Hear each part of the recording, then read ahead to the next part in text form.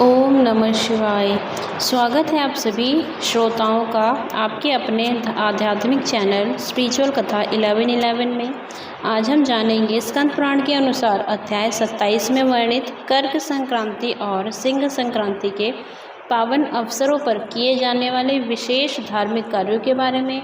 इन संक्रांति का हिंदू धर्म में गहरा महत्व है। यह दिन पुण्य प्राप्ति, दान, स्नान और व्रत के लिए अत्यंत फलदायक माने गए हैं। तो आइए जानते हैं इन विशिष्ट संक्रांतियों की महिमा और उनसे जुड़े कर्मों का विधान।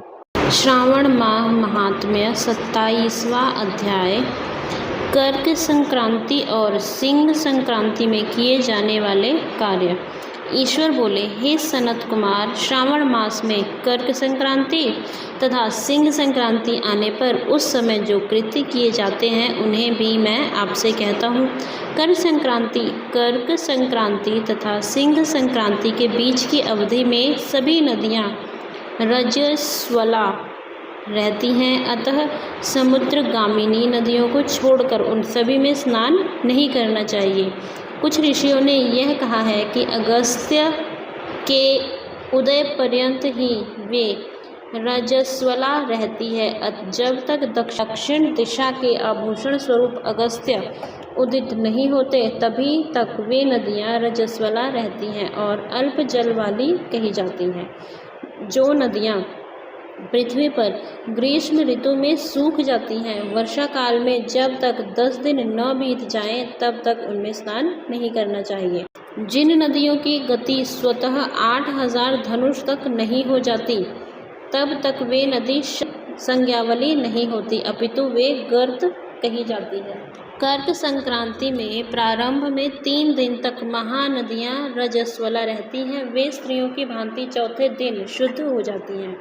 हे मुने, मैं महानदियों को बताऊंगा, आप सावधान होकर सुनिए। गोदावरी, भीमरथी, तुंगभद्रा, वेनिका, तापी, पयोष्णी, ये 6 नदियां विंध्य के दक्षिण में कही गई हैं। भागीरथी, नर्मदा, यमुना, सरस्वती, विशोका, वितस्ता, ये 6 नदियां विंध्य के उत्तर में कही गई हैं। ये 12 महानदियां देवर्षि क्षेत्र से उत्पन्न हुई हैं। हे मुने, देविका, कावेरी, वंजरा, कृष्णा, ये महानदियाँ कर्क संक्रमण के प्रारंभ में 1 दिन तक रजस्वला रहती हैं। गौतमी नामक नदी कर्क संक्रमण होने पर 3 दिनों तक रजस्वला रहती हैं।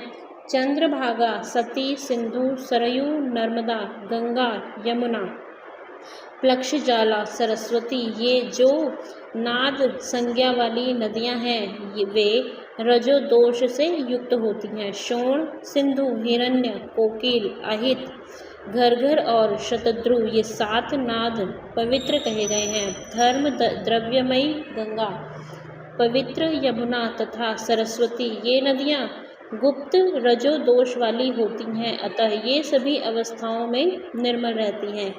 जल का यह रजोदोष नदी तट पर रहने वालों को नहीं होता है। रजो धर्म से दूषित जल भी गंगा जल से पवित्र हो जाता है। प्रसवावस्था वाली बकरियां, गाय, भैंसे व स्त्रियां और भूमि पर वृष्टि के प्रारंभ का जल, ये 10 रात व्यतीत होने पर शुद्ध हो जाते हैं। कुएं तथा बावली के अभाव में अन्य नदियों का जल अमृत होता है। रजो धर्म से दूषित काल में भी ग्राम भोग नदी दोषमय नहीं होती है। दूसरे के द्वारा भरवाए गए जल में रजो दोष नहीं होता है। उपाकर्म में, उत्सर्ग कृत्य में, प्रातः काल के स्नान में, विपत्तियों में, सूर्य ग्रहण काल में तथा चंद्र ग्रहण काल में रजो दोष नहीं होता है। हे सनत कुमार, अब मैं सिंह संक्रांति में गो प्रसव के विषय में कहूँगा। सिंह राशि में सूर्य के संक्रमण होने पर यदि गौ प्रसव होता है तब जिसकी गाय प्रसव करती है उसकी मृत्यु 6 महीनों में हो जाती है। मैं इसकी शांति भी बताऊंगा जिससे सुख प्राप्त होता है। प्रसव करने वाली उस गाय को उसी क्षण ब्राह्मण को दे देना चाहिए। उसके बाद घृत मिश्रित काली सरसों से होम करना चाहिए। इसके बाद व्यावृत्तियों से घृत में सिक्त तिलों की 1008 आहुतियाँ डालनी चाहिए। उपवास रखकर विप्र को प्रयत्न पूर्वक दक्षिणा देनी चाहिए। सिंह राशि में सूर्य के प्रवेश करने पर जब गोष्ठ में गौ प्रसव होता है तब कोई अनिष्ट अवश्य होता है, अतः उसकी शांति के लिए शांति कर्म अनुष्ठान करना चाहिए। अस्य वाम इस युक्त से तथा तद्विष्णु इस मंत्र से तेल तथा घृत से 108 आहुतियाँ देनी चाहिए और मृत्युंजय मंत्र से 10,000 आहुतियाँ डालनी चाहिए। उसके बाद श्री सूक्त से अथवा शांति सूक्त से स्नान करना चाहिए। इस प्रकार किए गए विधान से कभी भी भय नहीं होता है। इसी प्रकार यदि श्रावण मास में घोड़ी दिन में प्रसव करे तो इसके लिए भी शांति कर्म करना चाहिए, उसके बाद दोष नष्ट हो जाता है। हे सनत कुमार, अब मैं कर्क संक्रांति में, सिंह संक्रांति में तथा श्रावण मास में किए जाने वाले शुभ प्रद दान का वर्णन करूँगा। सूर्य के कर्क राशि में स्थित होने पर घृत धेनु का दान तथा सिंह राशि में स्थित होने पर सुवर्ण सहित छत्र का दान श्रेष्ठ कहा गया है तथा श्रावण मास में दान अति श्रेष्ठ फल देने वाला कहा गया है। भगवान श्रीधर की प्रसन्नता के लिए श्रावण मास में घृत कुंभ, घृत धेनु तथा फल विद्वान ब्राह्मण को प्रदान करने चाहिए। मेरी प्रसन्नता के लिए श्रावण मास में किए गए दान अन्य मासों के दानों की अपेक्षा अधिक अक्षय फल देने वाले होते हैं। 12 महीनों में इसके समान अन्य मास मुझको प्रिय नहीं है। जब श्रावण मास आने को होता है तब मैं उसकी प्रतीक्षा करता हूँ। जो मनुष्य इस मास में व्रत करता है वह मुझे परम प्रिय होता है, क्योंकि चंद्रमा ब्राह्मणों के राजा हैं, सूर्य सभी के प्रत्यक्ष देवता हैं, ये दोनों मेरे नेत्र हैं। कर्क तथा सिंह की दोनों संक्रांतियाँ जिस मास में पड़े उससे बढ़कर किसका महात्म्य होगा। जो मनुष्य इस श्रावण मास में पूरे महीने प्रातःकाल स्नान करता है और 12 महीनों के प्रातः स्नान का फल प्राप्त करता है।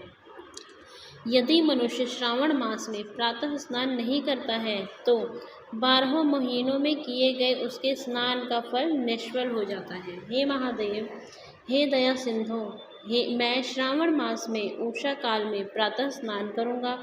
हे प्रभु, मुझे विघ्न रहित कीजिए। प्रातः स्नान करके शिवजी की पूजा करके श्रावण मास की सत्कथा का प्रतिदिन भक्ति पूर्वक श्रवण करना चाहिए। बुद्धिमान व्यक्ति इस प्रकार से ही मास व्यतीत करता है। अन्य मासों की प्रवृत्ति पूर्णमासी प्रतिपदा में होती है, किंतु इस मास की प्रवृत्ति अमावस्या की प्रतिपदा से होती है।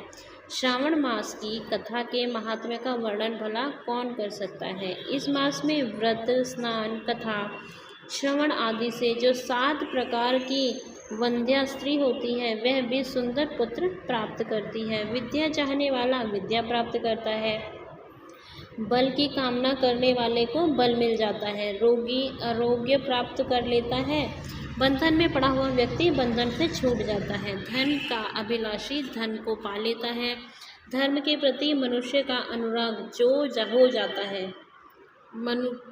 धर्म के प्रति मनुष्य का अनुराग हो जाता है तथा पत्नी की कामना करने वाला उत्तम पत्नी पाता है। हे मानव, अधिक कहने से क्या प्रयोजन। मनुष्य जो चाहता है उसको वो पा लेता है और मृत्यु के बाद मेरे लोक को पाकर मेरे सानिध्य में आनंद प्राप्त करता है। कथा सुनने के बाद वस्त्र, आभूषण आदि से कथा वाचन की विधिवत पूजा करनी चाहिए। जिसके वाचन को संतुष्ट कर दिया उसने मानो मुझ शिव को प्रसन्न कर दिया। श्रावण मास का महात्म्य सुनकर जो वाचक की पूजा नहीं करता, यमराज उसके कानों को छेदते हैं और वह दूसरे जन्म में बहरा होता है। अतः सामर्थ्य अनुसार वाचक की पूजा करनी चाहिए। जो मनुष्य उत्तम भक्ति के साथ इस श्रावण महात्म्य का पाठ करता है अथवा सुनता है अथवा दूसरों को सुनाता है, उसको अनंत पुण्य की प्राप्ति होती है। इस प्रकार श्री स्कंद पुराण के अंतर्गत ईश्वर सनत कुमार संवाद में श्रावण मास महात्म्य में नदी रजोदोष, सिंह गौ प्रसव, सिंह कर्कट, श्रावण स्तुति, वाचक पूजा कथन नामक 27वां अध्याय पूर्ण हुआ। यदि आपको यह जानकारी पूर्ण वीडियो पसंद आया हो तो कृपया लाइक करें, कमेंट करें और स्पिरिचुअल कथा 1111 को सब्सक्राइब करें। हम लाते रहेंगे आपके लिए ऐसे ही धर्म, आस्था और शास्त्र से जुड़े अमूल्य रहस्य और कथाएं। फिर मिलेंगे एक नई कथा के साथ। जय श्री हरि। ओम नमः शिवाय।